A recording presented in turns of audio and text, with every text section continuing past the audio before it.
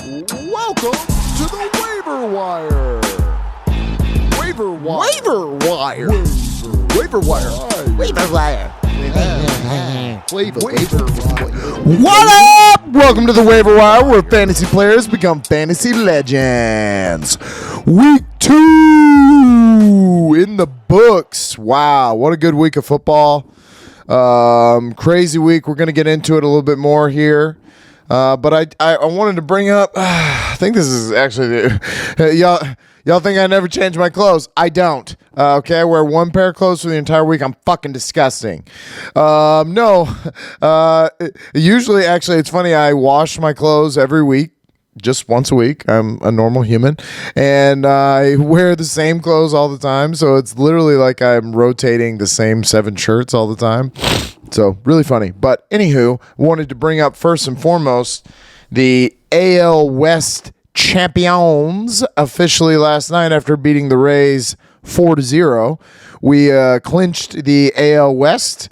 We are going to win the World Series. You all can suck it, especially if Jordan is behaving the way that he is behaving. Good luck.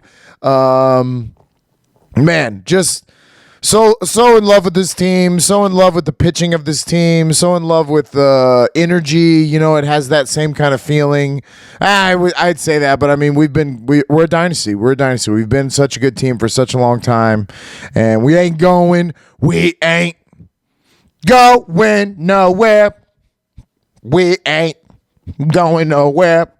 That was just for you. We can't be stopped at. And it's bad boys for life. What's happening? Yeah, so also yesterday this is how you know it's bad. Because after football and everything else, you know, I've been up the whole day. Me and my wife have a whole routine on Sundays. We go to the grocery. I clean the pool. I do laundry. I do all this stuff. So I'm pretty tired by the evening. I'm an old man, so I'm pretty tired by the time it gets to like 10 o'clock. Usually I can stay up pretty late because of the server world. But in Sundays, it's always like, okay, should we watch House of Dragons? And I should be excited about it, right? Like, oh, yeah, let's go. Let's get some. How fucking stupid is this? The only time we saw dragons, they flew through the clouds and like approached King's Landing or whatever it was. Or it wasn't even King. Who cares? That's my question about House of Dragons.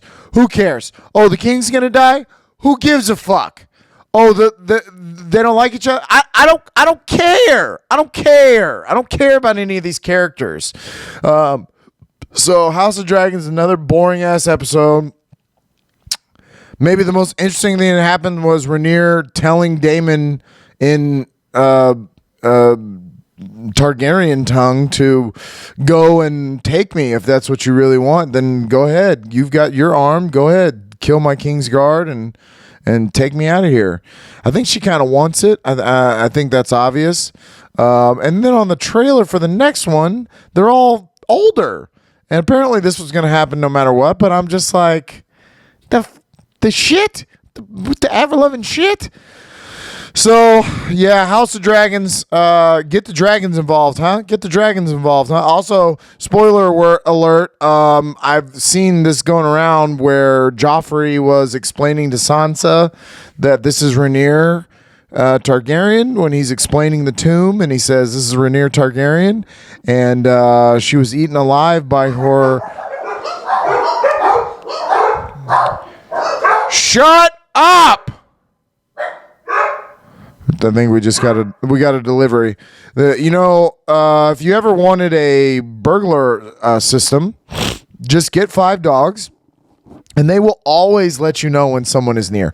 Always, no matter what you tell them, no matter if you're like, stop, shut the fuck up, don't say anything, shut up. They'll always be here for you. Unlike House of Dragons, my burglar system is undefeated.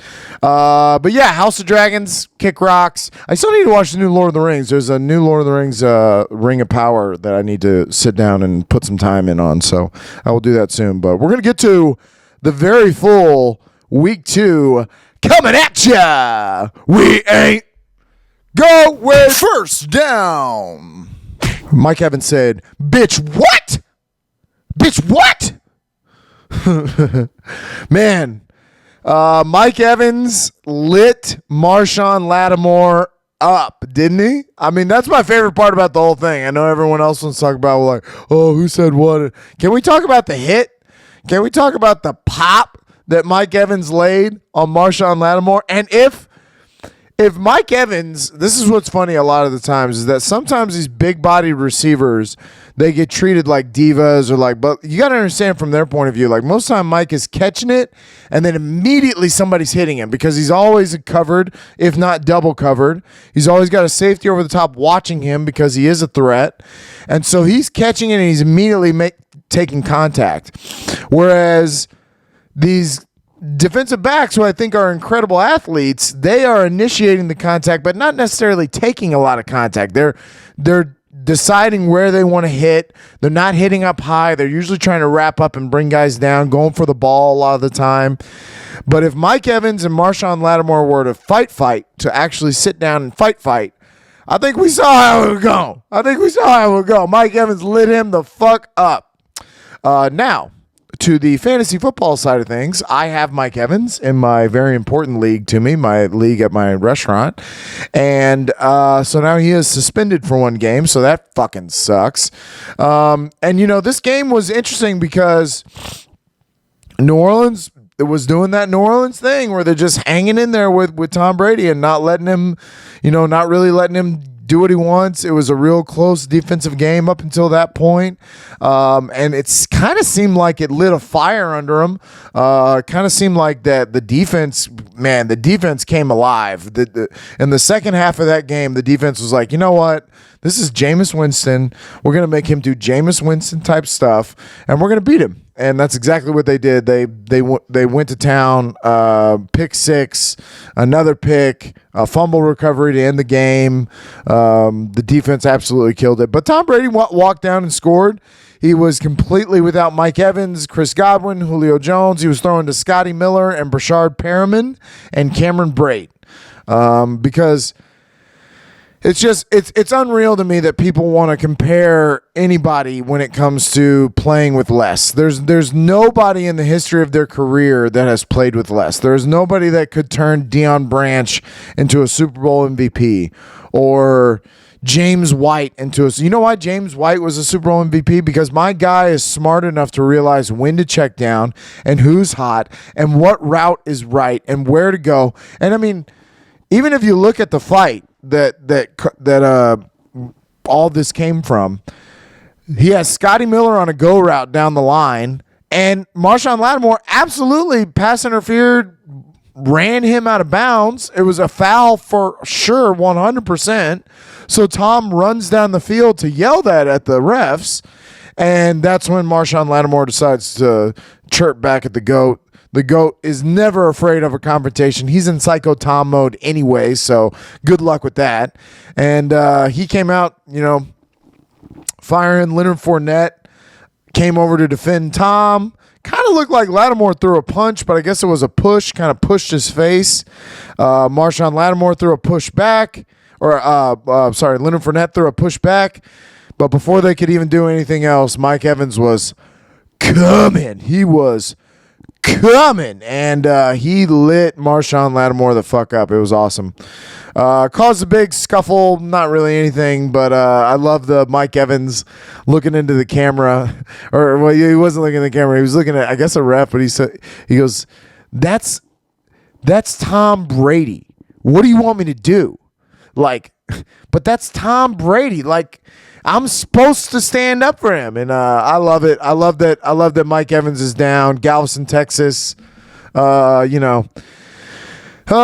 don't really know what else I can say. They got a great win. Tampa Bay has now played two really stout defenses in Dallas and New Orleans, and they had a tough go, but they also won by double digits in both games. So their defense is legit as well.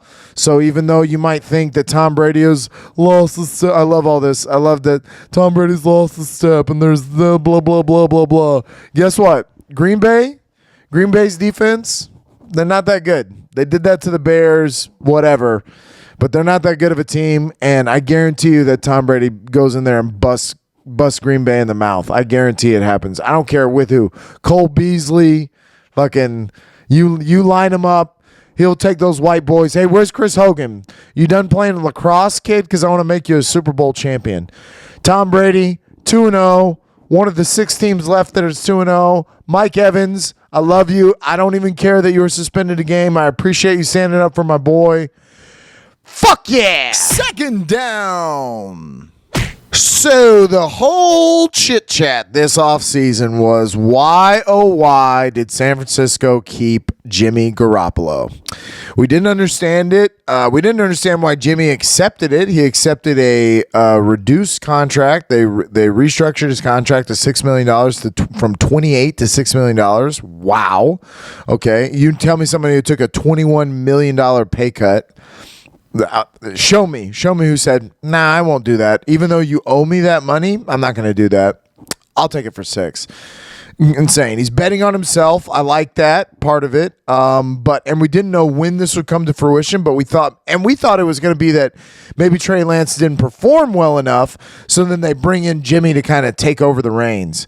But I think it was the first quarter. But anyways, Trey Lance, broken ankle, snap goes the crackle pop. Just unbelievable that it happened the way that it did. Seemed like kind of a routine. Just he ran the ball. He went down. I guess a guy kind of landed on him the wrong way. But, man, he went to get up, and his shit was turned sideways. And then he laid back down, and when he was laying there, you saw his ankle bent the wrong way. It was like, oh, fuck, gross. And a lot of emotions, as he's being carted off the field, and everyone's kind of in shock. We have our answer week 2. We only got to see 1 week where he lost. And then we get to see Jimmy G come in, and Jimmy G did Jimmy G things. He game managed really well. Their defense came to play. Seattle's not a good team. We knew what Seattle was. I knew that they were playing to emotions and just kind of that week 1 adrenaline against Denver, who also maybe is not as good as we thought they would be, but that's neither here nor there. This is about the San Francisco 49ers. Without George Kittle, without Elijah Mitchell, they hung 27-7 on Seattle. Absolutely destroyed them. Jimmy looked good. You could tell that, he's not necessarily all the way warmed up. He hasn't had the preseason. He hasn't had the first game. So this was literally coming in just dry for him, no spit or anything, just fucking trying to jam that cock in there. And it's going to hurt. It's going to hurt, but just give it some time. That's what I always say, just give it some time. We'll get there. No, that's not how it should go, guys. You should always spit. Always do something to lubricate the mechanism, It's mechanics 101. That's what we're talking about, too. Cars. But I digress, and I want to come back to the fact that Deebo Samuel, who I drafted with my number 1 pick in the other league that I'm in, didn't do much. I think he got 14 points, which is all right. But I'm looking for some touchdowns. I'm looking for some more usage. I'm looking for these big games like we got out of the, Stephon Diggs and Cooper Kupp and fucking the whole Miami Dolphins squad. Well, actually, not the whole squad. Just the two of them. That went off. But yeah, I'm looking for more out of Deebo. I'm looking for less Brandon Ayuk. That's being selfish. But I think that San Francisco, they pick up right where they left off now. Now it's on to let's be the Jimmy G team that's really good at defense, and we game manage with him, and we use him when we need to, and just don't let him lose the game for us.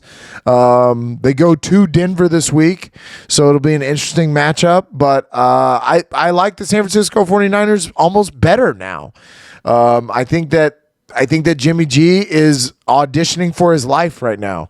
If he goes, he doesn't have to take him to a Super Bowl. I don't think that's realistic, especially with what we've seen from him before. But let's say he takes them back to an NFC Championship game. Well, let's just play the game of Lamar Jackson maybe doesn't go back to Baltimore, or the Giants are just unsatisfied with what Daniel Jones gets them at the end of the year, or maybe Detroit is not really into Jared Goff. Washington's not into Carson Wentz. Seattle doesn't maybe get exactly who they want in the draft, and they're okay with getting Jimmy G. It's just interesting because if you're San Francisco, what do you do now? Because let's say he does take you to a Super Bowl or to an NFC Championship game. Very likely with how good the San Francisco's defense is and how good the rest of the team is on San Francisco. But are you then... Do you stick with Trey? Do you go back to Trey Lance after this? It's almost like you can't, I almost feel like you can't. So, wow, what a crazy event. What a crazy thing to happen. Probably should have been the first down. Probably should have been the first thing we let off with today. But I had to get to Tom first. This is the Tom Brady hour. But I really think Trey Lance, he looked okay. In this first little bit that we saw of this game, he was moving the ball. It looked okay. But I don't know if it's an NFL quarterback. And I think the San Francisco 49ers traded 3 first-round picks and mortgaged their future on this guy. And I think it might have been a mistake.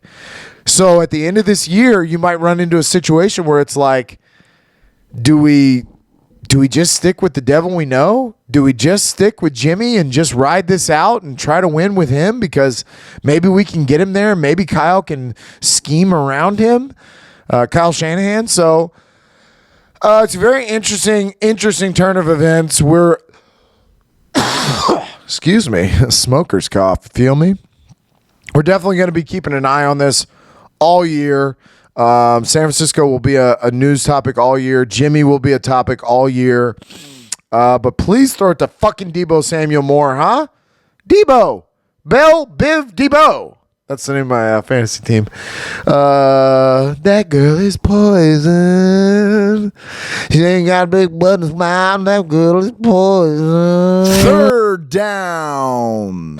So at one point in this fucking Las Vegas, Arizona game, Vegas was up 20-0. I believe it was at least the beginning of the half or beginning of the second half. I know they were up by that much then. Vegas was dominating. Arizona looked terrible. They couldn't move the ball. James Conner got hurt. It just seems like nothing was going right for him. And then, oh my God.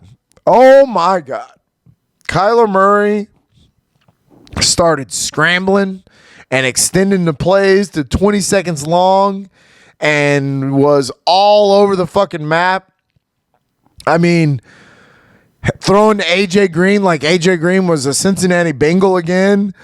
Getting this guy Greg Dortch involved just on an unbelievable level. He loves this Greg Dortch guy. He's definitely somebody to look out to, but we'll get to that. But man, what a wild game. Vegas is now 0-2. They were getting beat pretty handily by the Chargers, and they made a game out of it. They were dominating and then completely let the game get away from them. Stop throwing it to Hunter Renfrow, huh? No, I mean, I get it with Hunter Renfrow. He's a good player. But, man, he's not a very big guy, and that lick that he took at the end completely knocked him the fuck out. Lost the ball and lost the game. Scoop and score in overtime. Vegas had lots of chances to put this game away, and it just seemed like they weren't being smart about who they were getting it to. Not much of a running game going on for Vegas, so the defense kind of knows what's coming their way. But I'm not backing off of Vegas. I get it. They lose this game 29-23 in overtime. It's tough, but they're going to bounce back. I think this was a wake-up call to Derek Carr that I really need to be a Devontae Adams, Darren Waller team. Fucking please, I have them in my fucking fantasy team, so please go to those two gentlemen. But yeah, I would say Vegas has their work cut out for them, especially in their division. But it is very plausible that they go. I mean, listen, this week they're going to Tennessee. Tennessee has not looked great. They looked terrible last night against a very good Buffalo team, but that's neither here nor there. I think that Vegas comes out knowing they cannot go 0-3. They have to win this game. And I think they play really well, and I think they get the win. Arizona, I'm still not in. This was a wild thing that happened. It was very improbable that this was going to happen. This is not a recipe for success that I think that you can do again and again and again. You've got the Rams coming to town this week, so I don't feel good for Arizona this week. I feel like the Rams have kind of got it rolling a little bit, and they're going to do well.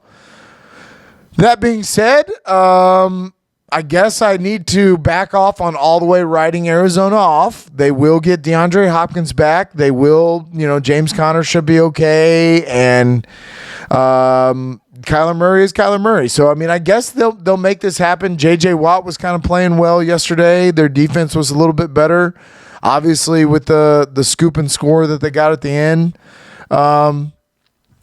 But yeah, I'm still not in on Arizona, and I'm still in on Las Vegas, which I know is funny because obviously the 0-2 team you wouldn't expect to still be riding with, but I still am. I'm still riding with Raiders.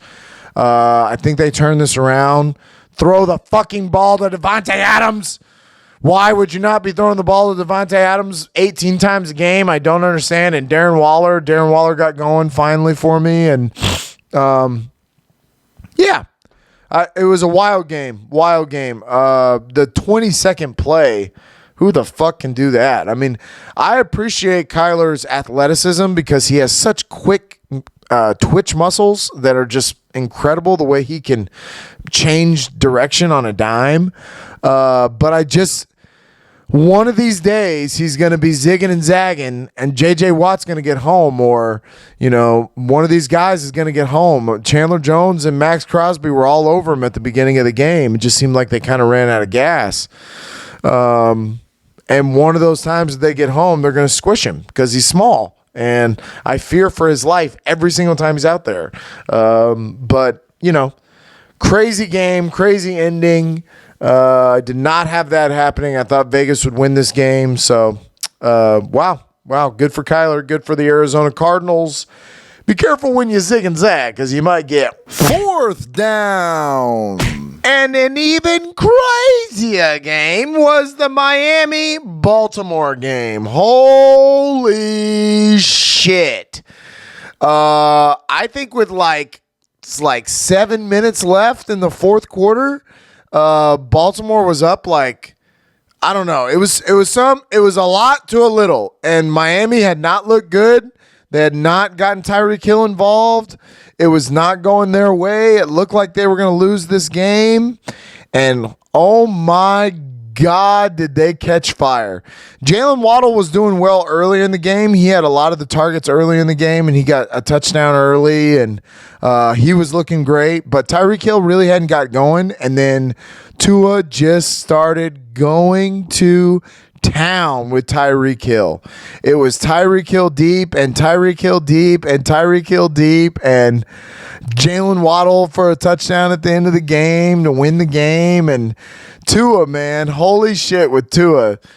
58.86 points in my league. I know there's some things that I have bonuses in that and such, but he was for sure the highest. He had to be the highest. He scored 6 touchdowns. He had to be the highest scoring quarterback this week. Followed only by the guy that played across from him, and that was Lamar Jackson. Lamar Jackson also had a fantastic game. He actually threw the ball really well.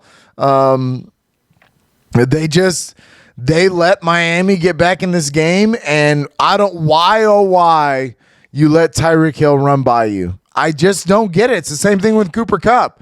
How is that not in the defensive meeting all year? Hey, guys, if number 10 runs past you, you have fucked up because he's not going to stop, and they're going to throw him the ball, and you're not going to catch him because he's faster than all of you in this room. I know, by the way, his friend number 17 over there, also pretty fucking good. Had Stephon Diggs not behaved the way that he did last night, it easily would have been Tyreek Hill and Jalen Waddle as the number 1, number 2. Followed closely by Amon-Ra St. Brown, who we'll get to at some point. But, man, Tyreek Hill and Jalen Waddle, there's not a faster duo than those two. I am so happy that I have both of them. I have Tyreek Hill in one league and Jalen Waddle in my most important league. It's crazy to have 3 leagues, by the way. In 3 leagues, I'm like, every game, I don't know. There's like one league that I'm rooting for the most, and the other one I'm rooting for, like, please let this one work out as well. It's very wild. It doesn't make a lot of sense, but I'm so happy I have Tyreek Hill and Jalen Waddle. I have Mike Gesicki in a couple of leagues as well, and that's worked out for me. It's going to work out for me. I know it is. He did good this week. Everyone got upset. Listen, last year, I dropped him week 1. I dropped James Conner and Mike Gesicki. It was a huge mistake. I shan't make that decision again.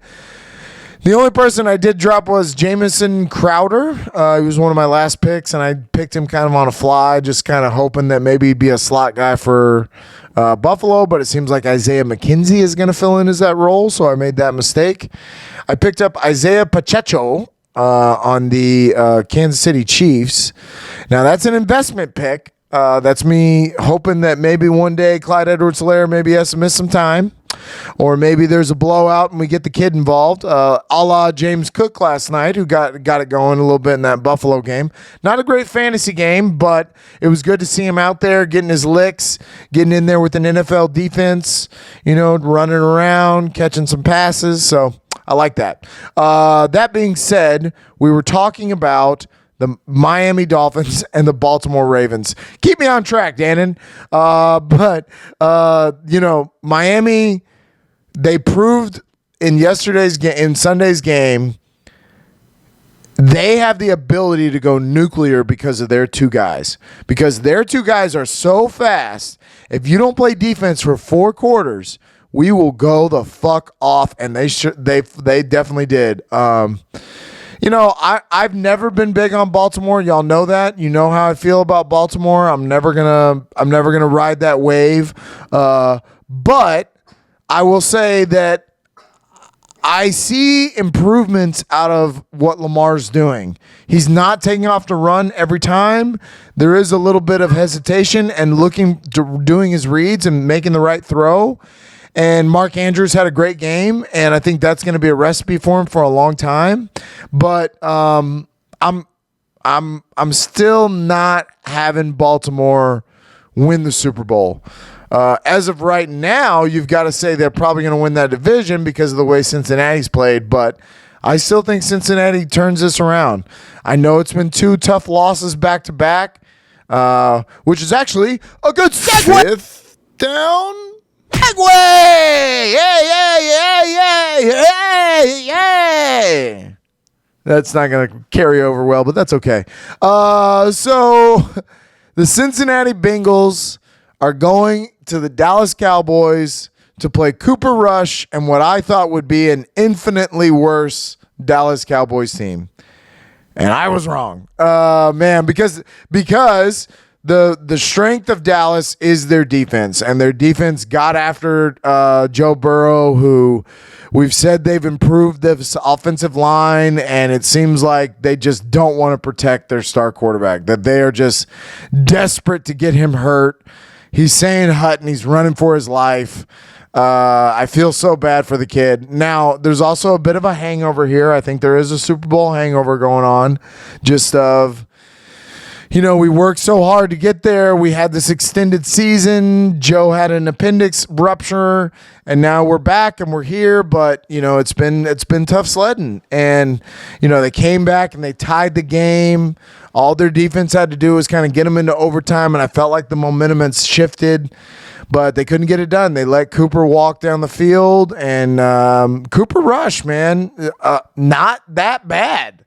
I was wrong about how bad I thought he would be. I thought this would make them one of the worst teams in the league, but I don't think it does. I think who do they have?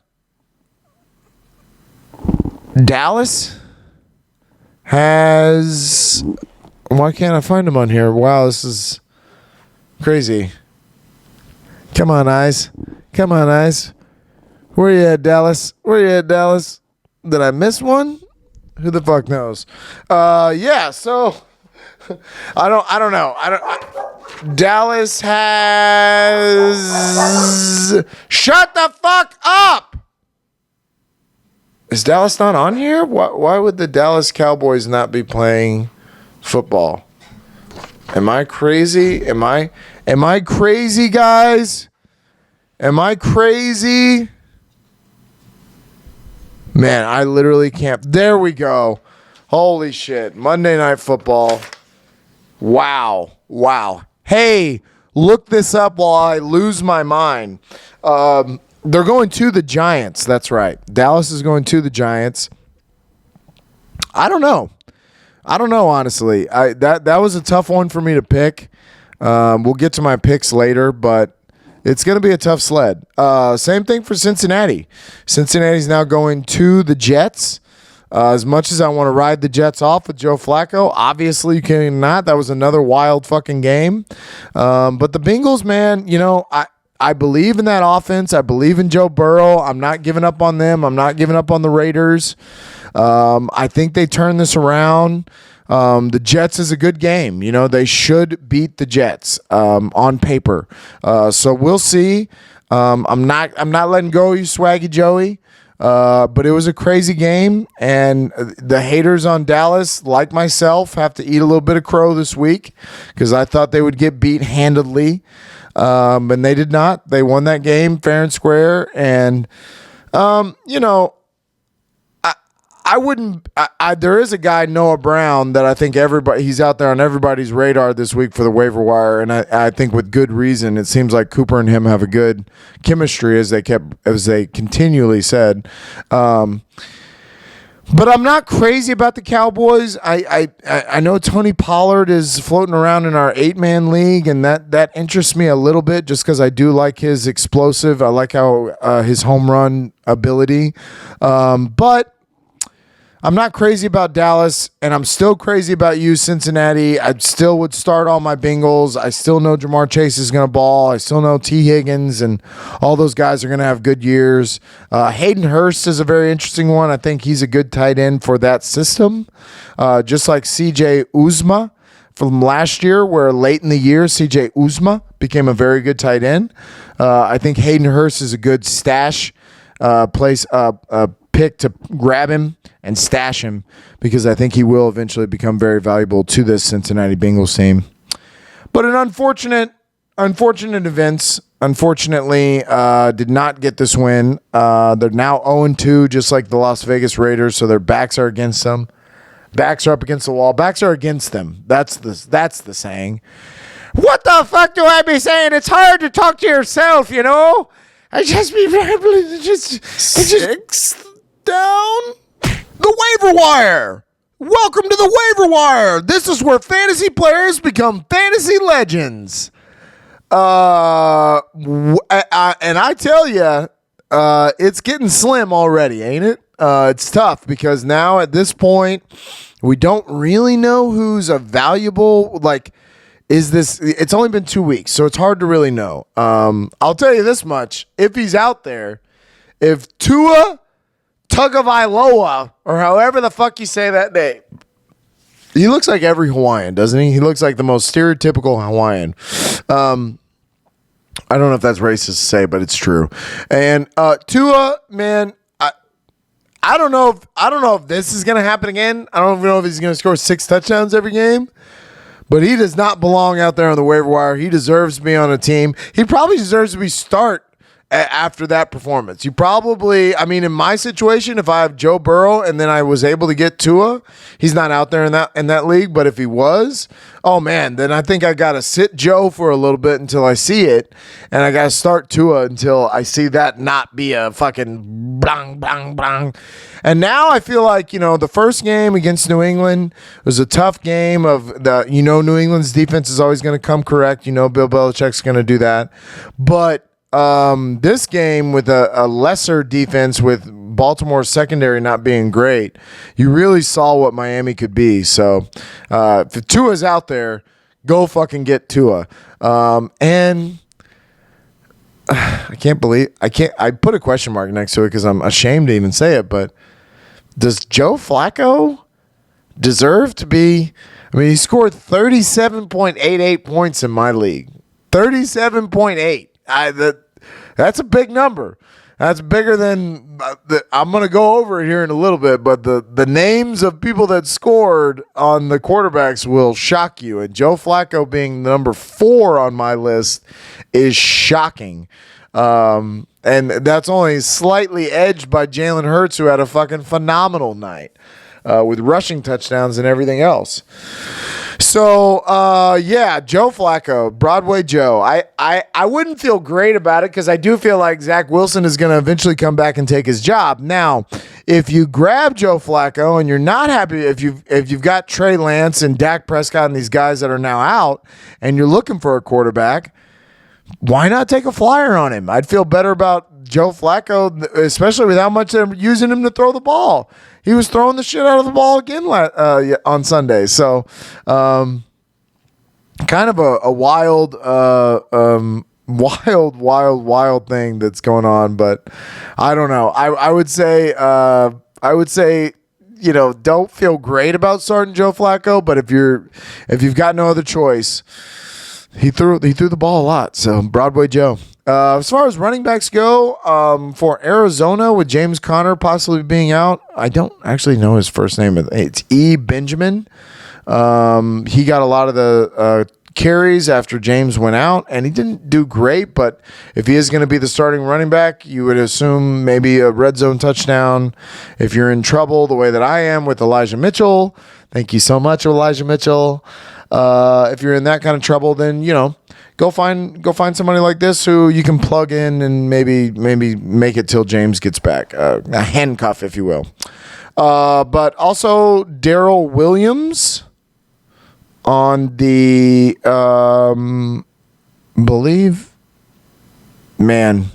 Hey, look this up. Who the fuck does Daryl Williams play for? I think it's Atlanta, maybe, but it might be Arizona as well. Hey, look this up. But yeah, Daryl Williams is also one that you could possibly get out there. Ooh, look at this. I'm doing it quickly here. Okay, so his name is Eno Benjamin.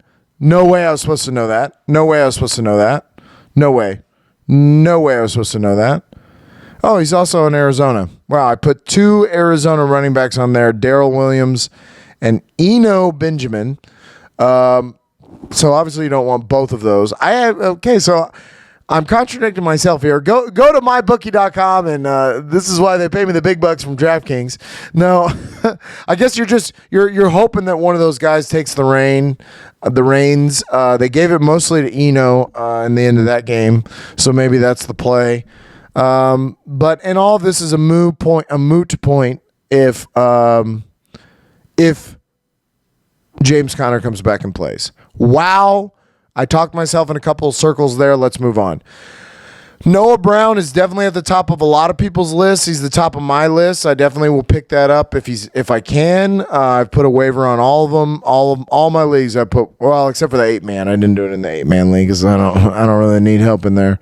I did get my ass kicked in that 8-man league though. The guy had Tua and he had Tyreek Hill. So there was no stopping that avalanche. He absolutely crushed me with that. So, but Noah Brown, Corey Davis is another one that's floating out there. And if he's going to get walk-in touchdowns the way that the Browns gave him a walk-in touchdown, then that's good to have. I brought up Greg Dortch already, but Greg Dortch is a target that Kyler seems to be going to a lot, especially with no Rondale Moore and no DeAndre Hopkins for the first 2 weeks. Hopefully Rondale Moore will come back. I've now hold on to this guy for 2 weeks. I swear to fucking God, it better pay off. But yeah, Greg Dortch. DeAndre Carter on the Chargers, also still getting some targets in the red zone and seems to be a nice third receiver with Josh Palmer. So I would like the DeAndre Carter pickup or the Josh Palmer pickup if he's not already picked up in some of your waiver wires. Nelson Aglehor seems to be their deep threat in New England. Seems to be a guy that was getting a lot of targets. I know he caught a touchdown, at least one, and had a great game. I wouldn't feel super comfortable starting him, but it's a nice stash thing that you could go out there and grab. Another one of those guys is Josh Reynolds for the Detroit Lions. He got a touchdown, which I know kind of skews the points that he scored, but it also seemed like Jared Goff was kind of looking for him in the red zone. He threw it to him twice in the red zone, once for a drop or got knocked away, and then once for the actual touchdown. Maybe that's how it went, or maybe it was a pass interference. I can't remember, but I know he went to him twice in a row and forced him that touchdown, and that made me go, interesting. Not a bad pickup if something happens to Amon-Ra St. Brown or some of these guys on the Detroit Lions. Whew. And then the last one I'm going to say is Brashard Perriman, and I'm going to say that because he caught a touchdown. We have the touchdown, the walk-off touchdown from last year with Tampa. So Tom is definitely a guy that if he trusts you, he's going to throw it to you. And he goes in and out of trust with Scotty Miller, but this next week is going to be tough because he's going to have no Mike Evans. He might not have Chris Godwin. He might not have Julio Jones. We don't know what the status on him is. And so, you're going to see a lot of Russell Gage. You're going to see a lot of Brashard Perriman. I might even start Russell Gage just because I think that he's going to get a lot of targets. But Brashard Perriman's a good stash as well because we don't know what's going to happen with this receiving core going forward. But he's a good stash because it seems like Tom Brady likes him. The only tight end other than Hayden Hurst, which I'm sure is picked up in most leagues, is Taysom Hill. Might still be wandering around out there. Didn't have a great week too, but shut the fuck up. But what I want to say, Trey, is about Jameis Winston, because with Jameis Winston's struggles, it will cause any coach to question keeping him in the game. And when he struggles hard, as you saw. When it goes bad with Jameis Winston, it goes bad. It's not a 1 interception game, it's a 4 interception game. That's what he does. So I'm very interested in that Taysom Hill pickup. He's listed as a tight end. I don't know if ESPN will fix that if he starts playing more quarterback, but it's very, very interesting to me, and I would definitely stash him because I see that 2 quarterback in a 1 quarterback league, even if it's for 1 week, even if, let's say you've got nothing going on in your tight end position and you throw Taysom Hill in there, and then randomly Jameis gets hurt or plays poorly, and they throw Taysom in there at quarterback. Now, for that week, you have 2 quarterbacks playing on a 1 quarterback system. Amazing. It's a loophole, I tell you. It's a loophole. But, yeah, go get Taysom Hill. Go get fucking Tua. If Tua's out there, you go get Tua right now. Tua, Tua, Tua, Tua, Tua, Tua, Tua, Tua, Tua, Tua, Tua, Tua, Tua. Was that Hawaiian? 7th down? Promo code, fuck the algorithm. Go to DraftKings right now because I was so good on my picks. This is a lie. Let's see. I got 1, 2, 3, 4. I got 6. 6 out of the however many fucking games are on there. 18 or something games. 16 games. That's not good. That's not a good number.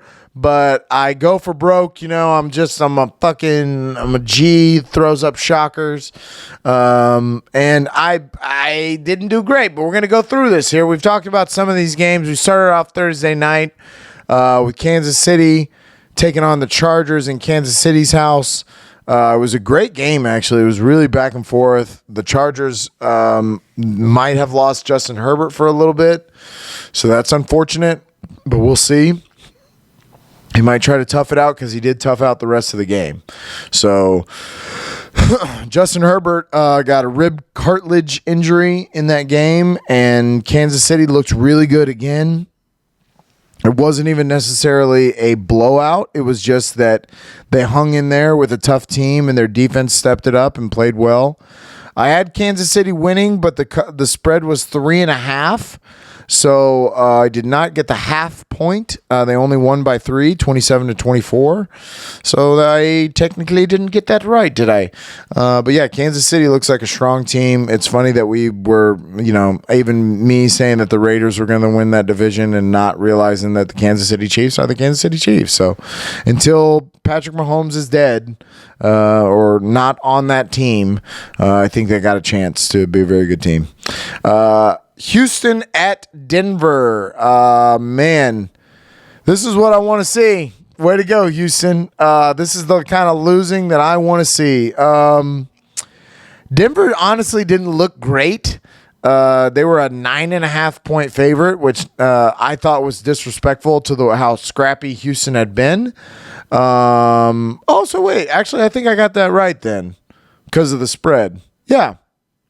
I said that I got it wrong, but I got it right because of the spread. They only won by 7. So there was a 9.5-point spread. So I got 7 right. I didn't get 6 right. I got 7 right. I'm a fucking genius. Promo code, fuck the algorithm. Yeah. So, Denver, not great. They got this win, and it was a good win for them, and they're still kind of struggling in the red zone, and they need their running backs to kind of punch things in a little bit more with Javonte Williams and Melvin Gordon. Seems like the coach is not really 100% ready to go, but it's early, and I think Denver wins some games, and they're 1-1 now, so they're not 0-2 the way the Raiders are. So even in their own division, they've got to be feeling good. But this is the kind of losing I want to see out of you, Houston. Tired of y'all fighting so hard because they fought real hard in this game as well. Just go ahead and lose these games. God damn it. Let's go get another quarterback. No offense, Davis Mills, but you're not it. You're not it. And I don't feel bad saying that. We need to replace him with another kind of talent. The teams that are going to win have next level talent, not Davis Mills talent, not Daniel Jones talent, because that's what Davis Mills is. He's a Daniel Jones. He's a fucking Carson Wentz. He's an average quarterback. But to be great in this league, you need Patrick Mahomes, you need Josh Allen, Justin Herbert. You need these freaks of nature. So we don't have one of those, and we need to go get him. Lose every single game.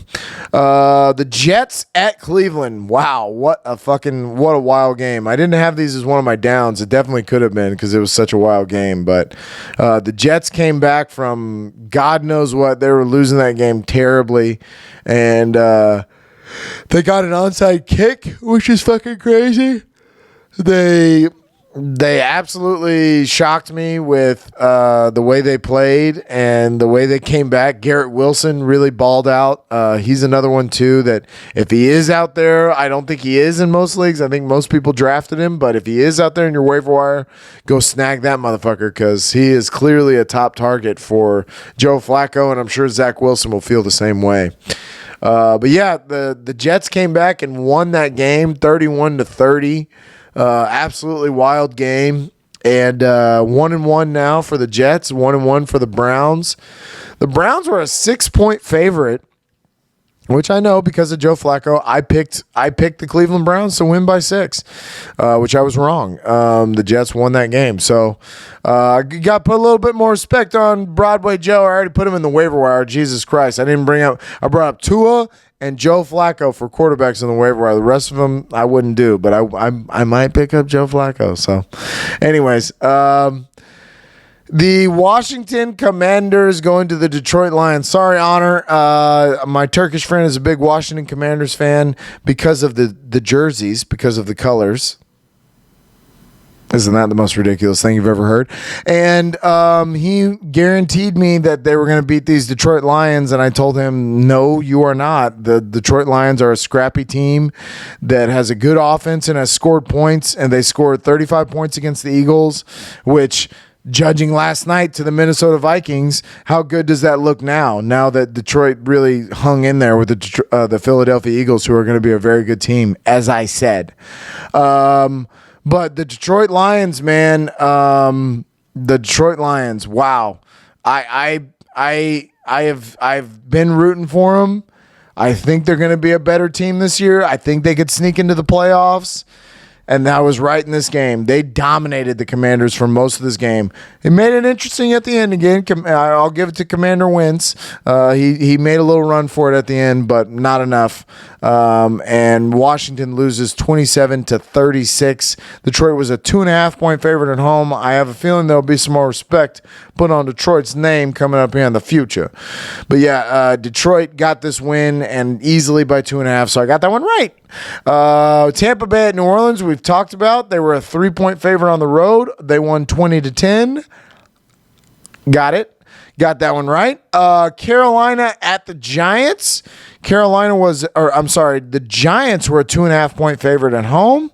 I picked Carolina just because I'm not sold on the Giants. I'm still not sold on the Giants. I know they're 2-0, which is bizarre, but I know they are. But Carolina's been in now a game that was very close and a game that was very close, and they couldn't get it done. And I just, I thought they'd get this. I thought they'd get it done. I thought they'd beat the Giants, and I was wrong. 16-19.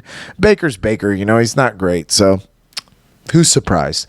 But yeah, got that wrong. New England at Pittsburgh, 17-14. New England won this game. They were a 1.5-point favorite.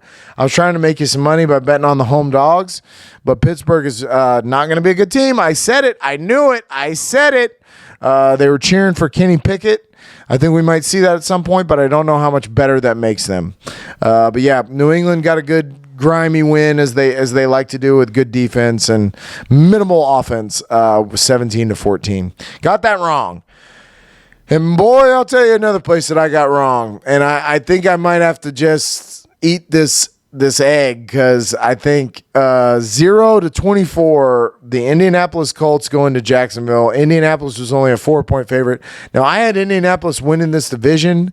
I had them being leaps and bounds better than, even after seeing Tennessee, I was like, oh, well, I'm not really impressed with Tennessee. I don't think they're a very good team. So this is, they lost to the Giants in week 1. I think that Indianapolis is going to roll over the Jacksonville Jaguars, and they did not. They did not. It was 0-24. Jacksonville absolutely kicked them in the teeth. Matt Ryan might be done. This whole thing might have all been for naught. I know they didn't have Michael Pittman Jr., which he seemed to be a big spark plug for their offense, and when he comes back, they'll be fine. I still like Michael Pittman Jr. as a receiver in fantasy football, but, man, not a good look for the Indianapolis Colts. If you're a Colts fan, you got to be a little concerned. But they started off this way last year, too. They started off really poor, and then it came on late, so maybe things will change as we go on here. Maybe they'll get it together. Don't know. Miami at Baltimore. This was a place that I stood up for Miami, and I said, I think they're going to get this done. Baltimore was a 3.5-point favorite, and I covered the spread, and Miami won by 4. So if you went and you did that with DraftKings, promo code fuck the algorithm, you're fucking welcome. But yeah, we talked about that crazy game already, 42-38. Wow.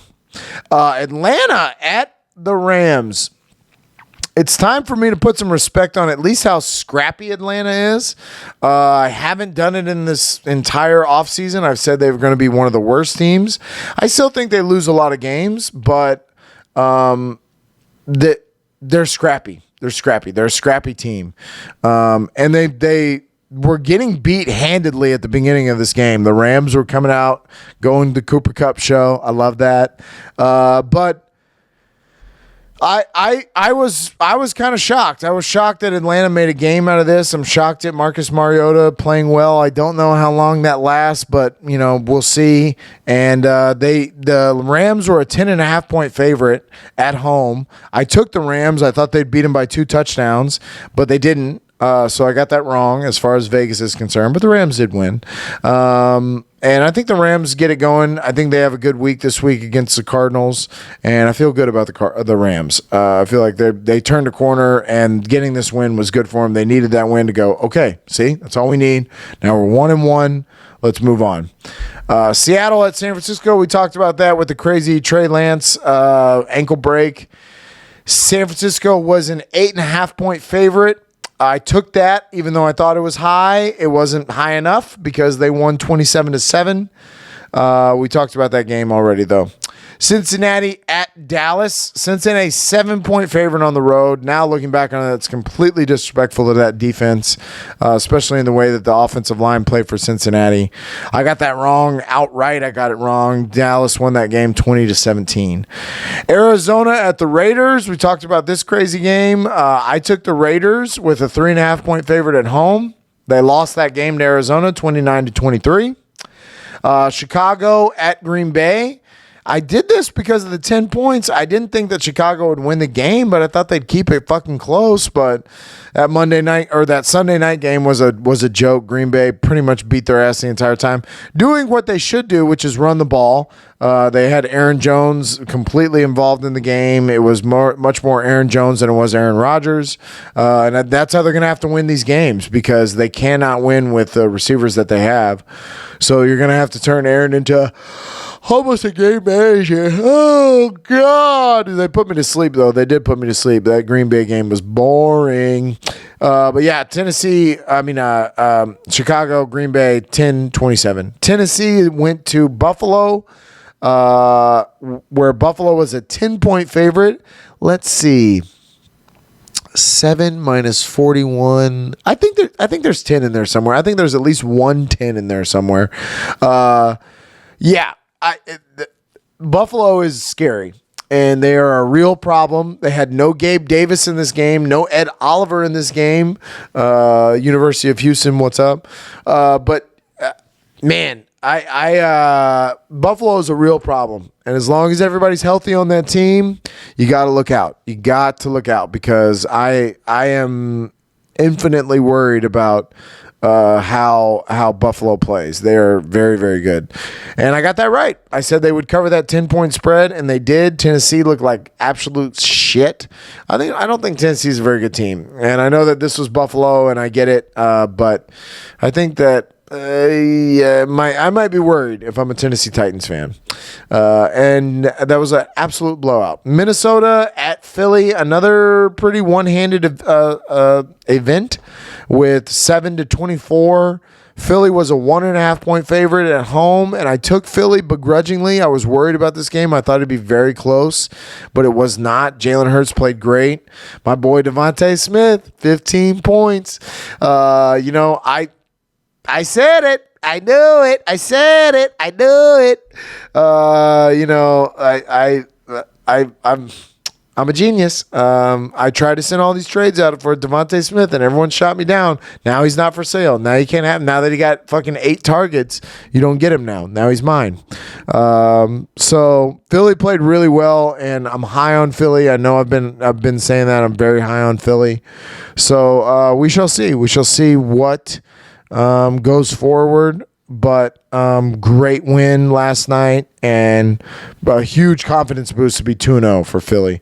They've got to feel good in that division. I think the Giants are 2-0 in that division. That's not going to last. So, but fly Eagles fly, man. All I needed was 15 points from Miles Sanders and Devontae Smith. Devontae got it by himself. He got 15. I think Miles had like 10 or something like that, which isn't bad. I need my running backs to produce more, but I think it'll come. They're also using Miles Sanders a lot and not so much of Boston Scott and Kenneth Gainwell. So that is very good news for me. But yeah, week 2 in the books. What a good week. DraftKings. 7 out of the 16 ain't bad, right? That's less than 500. Overtime of 7 downs, and it's been going on and on and on and on and on. This is a song now. So, I have a couple of things. I want to briefly talk about the high scorers. I think I'm going to do this every week, maybe. I put a flex. I broke it down into my flex, so this could have been tight end, it could have been running back or a wide receiver. Good God, Tyreek Hill and Jalen Waddle. Good God. Tyreek Hill had 45, and number 3 was Jalen Waddle with 40.1 in my league. Stephon Diggs, though, at number 2, it's not to go avoided that Stephon Diggs is he might have been the steal of the draft because that Buffalo team is legit. And it's not going to get worse. It's going to get better.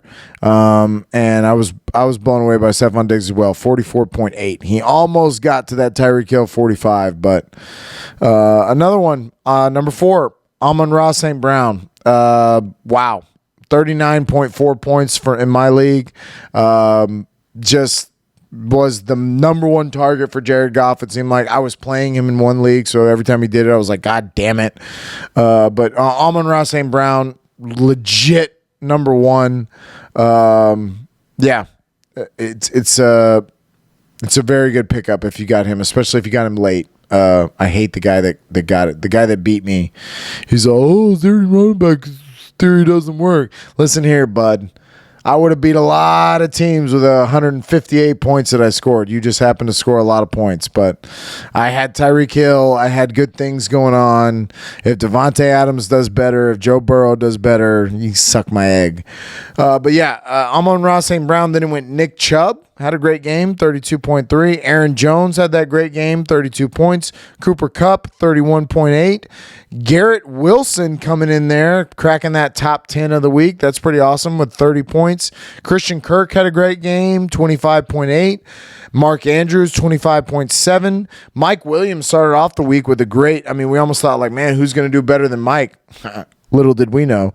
Mike Williams, 25.3, and Amari Cooper, 25.1. Definitely seemed like the weapon of choice for Jacoby Brissett. And we knew that. I just don't trust Jacoby Brissett, so I didn't want to draft Amari Cooper. But if you've got him, start him because it definitely seems like they're going that way. And the quarterbacks was bizarre for me to write this list down. I just wanted to see the quarterbacks.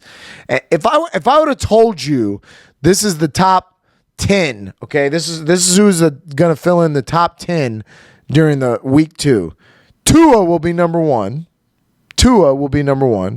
Lamar Jackson will be number 2. Maybe you would have said okay to that. Jalen Hurts number 3. Okay, you might have said okay to that. Joe Flacco will be number 4. You would have said I was high, which I am. Joe Flacco number 4. Josh Allen number 5. So Josh Allen behind Joe Flacco in my league. In a game where Josh Allen went the fuck off. Jared Goff at number 5. Oh, I'm sorry. Jared Goff at number 6, 34.04. Carson Wentz, how crazy is that? Number 7. Number 8. So ahead of Justin Herbert would be Jared Goff and Carson Wentz. You would have said, you're out of your fucking mind.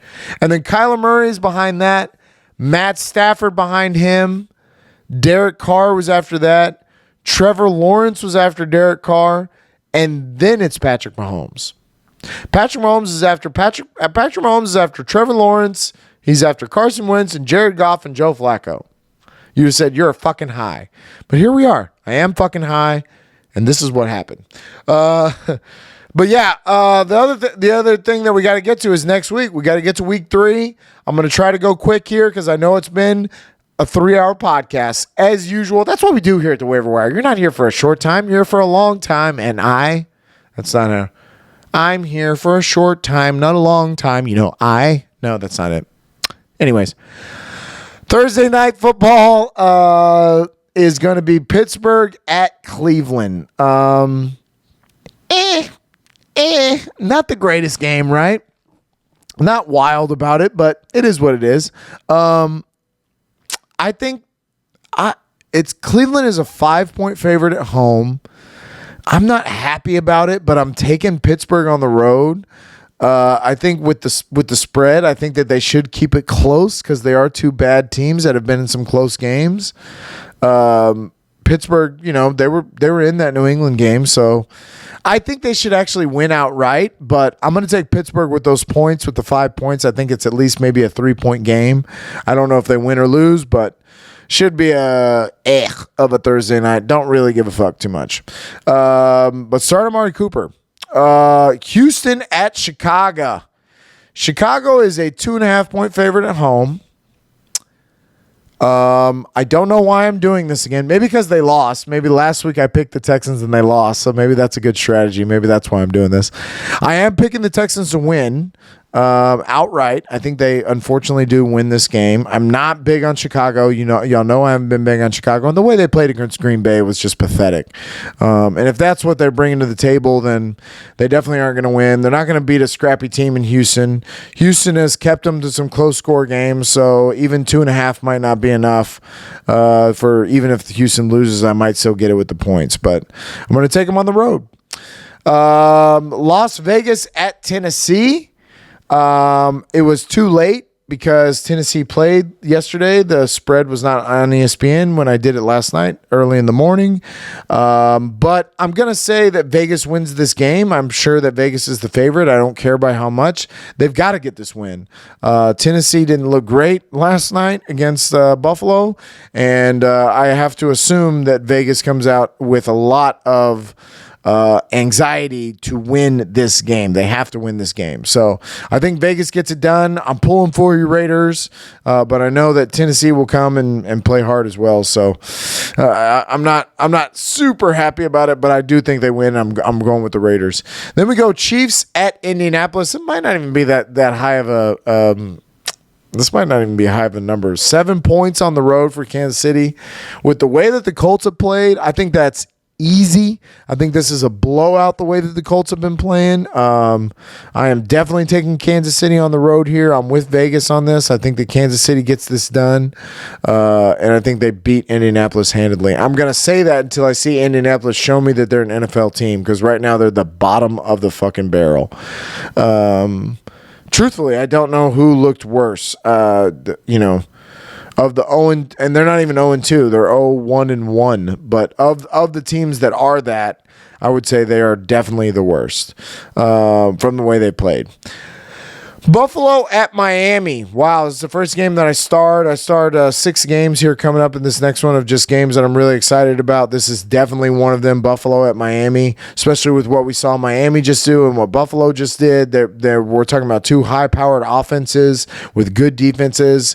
Buffalo might have a better defense, so maybe that's what gets them the edge here. Maybe that's why I went with Buffalo. Again, the spread wasn't there because Buffalo played last night. It would be very interesting to see what the spread is, because it's got to be tight.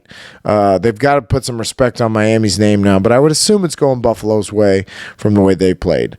I'm going to take Buffalo in this. I think Buffalo wins, but I think Miami plays hard, and I think it's a great game. I'm excited for that in the early window. That should be a really, really good game. But I think, I think Buffalo wins the game. And I don't know what that is with the spread, but go with that as you will to DraftKings and make your bets. That's not where you make bets at. Detroit at Minnesota. Another one that, because Minnesota played last night, there was not a spread for me. I would assume Minnesota's a home favorite. But I'm going to take Minnesota in this. I feel like they have a bounce-back game against Detroit. I think it's a tight game, so depending on what the spread is, you might want to be careful on this, because I think Detroit is scrappy, and they've hung in there, and they beat Washington, and I think that they're going to keep this a close game. I wouldn't even be surprised if Detroit wins this game. I think this is one of those games that Detroit needs to win if they're going to make the playoffs. It's one of those sneaky games that they need to beat a good team, and they need to stack up some wins. So Detroit could possibly win this game. It's another one that I started, Detroit at Minnesota. I think it's a great game. I think Minnesota gets the win. Look for Justin Jefferson to have a big game. But yeah, Detroit at Minnesota. I'm excited about that. Baltimore at New England.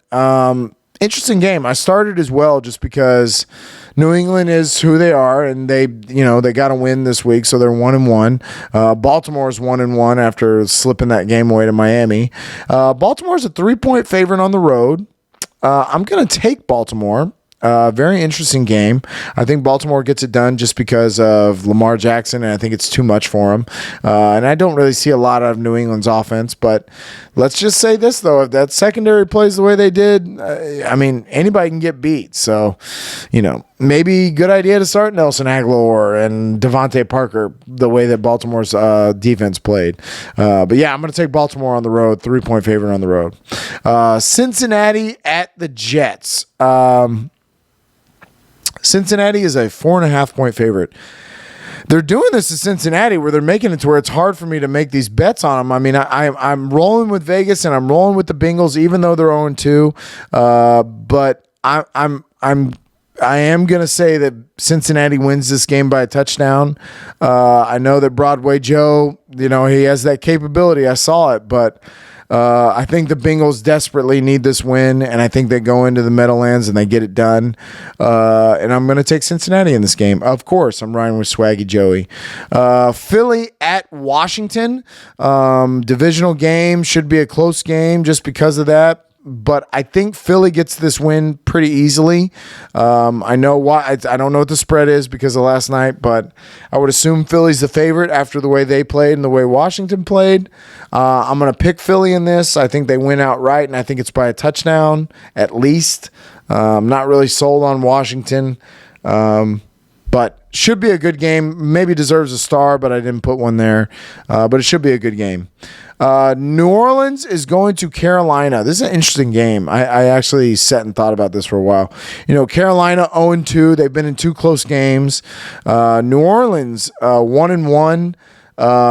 Very close game with Atlanta, and then got beat obviously last week by Tampa Bay. I think that I think Carolina is going to win this game outright. New Orleans being a 3-point favorite on the road. I'll take the home dogs here, as my friend Dana would say. And I think Carolina gets this win. I'm not big on Baker Mayfield or Carolina. I just think that it's a sloppy game. Maybe it's not a very high scoring game. I think Carolina could squeak it out. So go make some money at mybookie.com. That's where it is. Mybookie.com, promo code Folk the Algorithm. Folk the Algorithm. That's with 2 O's. FOOCK. Jacksonville at the Chargers. Chargers are a 7-point favorite at home. Jacksonville played really well, so I actually thought about this for a while, that will they win by a touchdown? I think they will. All of this is contingent. Shout out Shark Tank. All this is contingent on the Justin Herbert. If Justin Herbert does not play, I think you might want to make a different pick here. And I'm sure the spread will go down at that point. I think the Chargers win this game, though. I know Jacksonville played well, and I know that they're a better team this year. But I think the Chargers have to make a statement here that they are one of the best teams, and they have to play really hard, and they have to go out and get this win. Probably should deserve a star as well. Jacksonville, Chargers, and Philly at Washington, both 2 good games, but I'm going to say the Chargers get this win by more than a touchdown. The Rams at Arizona. This is one that I starred because, especially with the way Arizona finished that game off, if they have that in them, Jesus Lord. But the Rams, they got back. They're a 4-point favorite on the road here. I'm going to go with the Rams. I think the Rams get this win. I think it's a decided win, actually. I'm not big on Arizona, and I think that the Rams defense has a lot of problems for Arizona. Their defensive line being one of them. If you're collapsing the pocket and making him run around, that's not necessarily always going to last. The secondary for the Rams is definitely better than the secondary for the Las Vegas Raiders. Yes, would you say that football math is correct? So if you're making him run around like crazy with the Rams defense, you might get picked off. So I'm going to have the Rams win this game pretty handedly, more than 4 points. I realize they're on the road and that's tough, but that's why you go to mybookie.com. Atlanta at Seattle. I'll stop. No, I won't. Atlanta at Seattle. Seattle's a 2-point favorite at home. Which is going to make me take Atlanta, scrappy Atlanta. I can't believe I'm saying it. I really didn't think they'd win very many games, but this is a winnable game. They've played better than I think Seattle has. Seattle got lucky with a Denver team that wasn't really ready in week 1, and then they got exposed against San Francisco. So I think that Atlanta maybe pulls out a win here outright. And they're very scrappy, so I know why it's a 2-point spread, but I think Atlanta on the road. I can't believe I'm saying it. Green Bay at Tampa. That is in the 3 o'clock window, and I'm very excited about it. I want to see my guy, Tom Brady, go and get this win and shut everybody up. I want to see him throw the ball a lot to Brashard Perriman and Cole Beasley and whoever the fuck is out there. I don't give a shit. They're in a 2.5-point favorite at home. I think that being at home for Tampa Bay is a very big thing. They've been on the road in Dallas and now New Orleans. Those are 2 tough places to go play with tough defenses. Green Bay is not that defense. I'm going to give you a guess on who I'm going with here. Obviously, this is the Tom Brady hour. We're going with Tom Brady. We're going with the Tampa Bay Buccaneers. I don't care if Mike Evans doesn't play. I don't care. It doesn't matter who your receiver is. Tom Brady's going to get you in the right spot. He's going to get you open, and he's going to hit you in the fucking hands because he's the fucking GOAT. Tom Brady wins this game. That is a big game, though. I'm excited about Green Bay at Tampa. San Francisco at Denver. That is the Sunday night game. That's a great game. I started that one for sure. It's going to be great to see Russell Wilson in this big-time game, and Jimmy G now with his first full week of practice as running as the number one and getting ready to be that guy. And,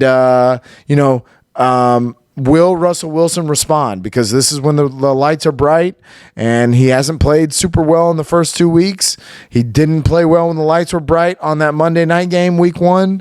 So here we go. San Francisco is a 1-point favorite on the road, and I'm going to go with it. I'm going to go with San Francisco. I like Jimmy G. I think that offense looks well under Jimmy G, better than it did under Trey Lance.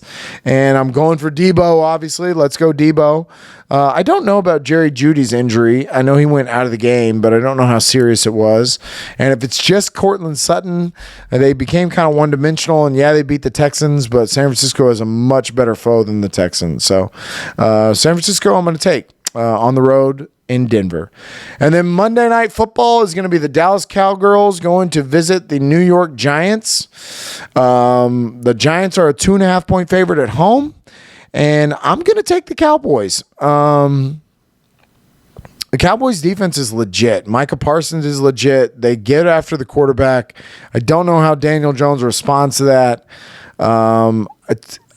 It's a close game. I don't think that it's a blowout by either side. I think Cooper Rush impressed me, and I think they can get this win. I think they can get this win and go 2-1, which who the fuck would have said that, being that Dak goes out in week 1.